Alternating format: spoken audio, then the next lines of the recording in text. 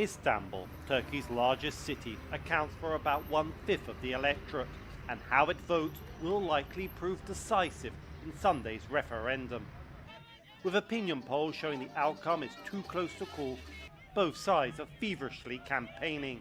Evet means yes in Turkish. Campaigners argue that extending the president's powers will strengthen democracy by ensuring stability.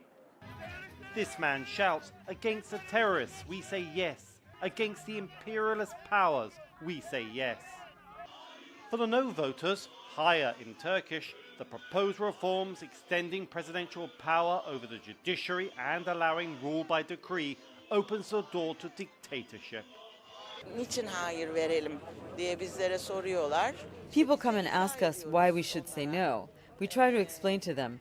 To be honest, we say no to the one-man regime. Hayır diyoruz. For both opponents and supporters, the referendum has come down to one man, incumbent President Recep Tayyip Erdogan.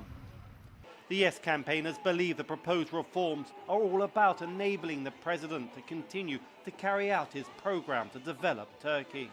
Recep Tayyip Erdogan AK Parti dönemiyle iktidara geldiğinde When Recep Tayyip Erdogan came to power with his AK party, he first fought against gangs in the deep state, took a very important step in health sector, and now, compared to the 2000s, Turkey has a 500% increase in progress. %500 derecede bir artış var.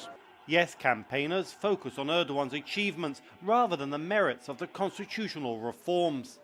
For many, it appears a winning strategy, because after nearly 20 years in power, Erdogan still remains by far Turkey's most popular politician. Erdoğan'a 17-18 yıldır oy veriyorum. I've been voting for Tayyip Erdogan for 17-18 years, and he never failed me. If he wants, he can just sit in the presidential mansion and sign papers. But this man loves his country so much that he can't stop. He believes he should do more.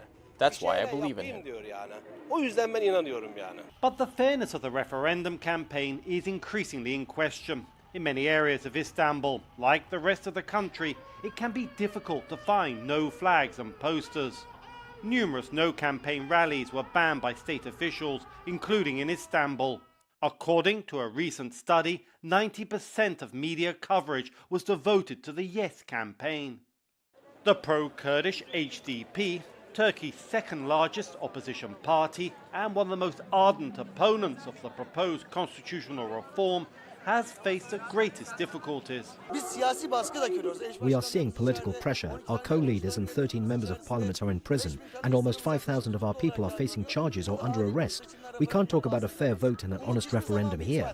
The hope never goes away. That's what's important. We shouldn't give up hope. As our co-leader Demirtas says, courage is contagious. Despite such obstacles, the referendum is still too close to call.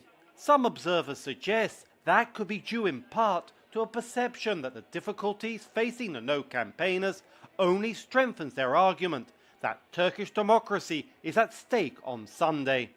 Dorian Jones for VOA News, Istanbul.